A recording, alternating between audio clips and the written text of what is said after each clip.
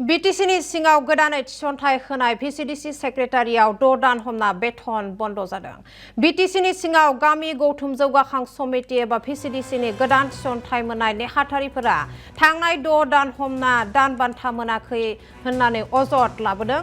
Kokrajhar press क्लाबाव Vcdc नेहाथारिफोरा खौरां मेल हांख्रायनानै अजद फोरमायदों आरो सरकारियै थिसनथाइ मोननायखौ खान्थि बायदियै बिबान फालिना बोनानै फालिबोनायनि उनावबो बिथांमोना दासिमबो दान बान्था मोनाखै होनना फोरमायदों।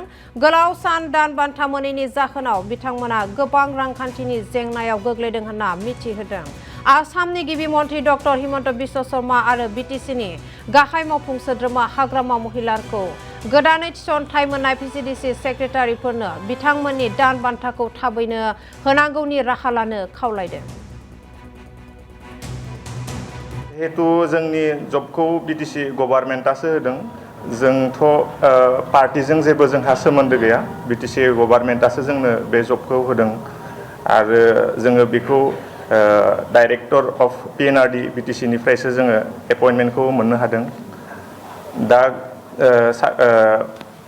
गोदान सरकार फैदों, जोंहा बेजों जेबो बुंनांगौ खोथा गैया होननानै जों सानो। ओमफ्राय समस्याया मायाव जानानै दङ होननानै नोंथांमोना मिथियो? बे जे नोंथांमोना दासिम सेलारि मोनाखै। दायो जिहेतु जों मिन्थिनायाव अलरेडि जोंनि थाखाय बाजेट दंखायो, नाथाय मानि थाखाय जोंनो सेलारिखौ होआखै जों बिनि सायाव दासिम मिथिना मोनाखै। जुदि मोनाब्ला होआब्ला मा पर्यायाव नोंथांमोना मा खालामगोन, मा डिसिसन लागोन? जों रिकुवेस्ट खालामगोन दानि गोदान सरकार Btcनि चिफ मानगोनां हाग्रामा महिलारि सारनिसिम जोंनिफ्राय गुरै रिकुवेस्ट, हाम्बल रिकुवेस्ट, जाहाथे गासैखौबो नोजोर होनानै जोंनि सेलारिनि खामानिखौ मावो।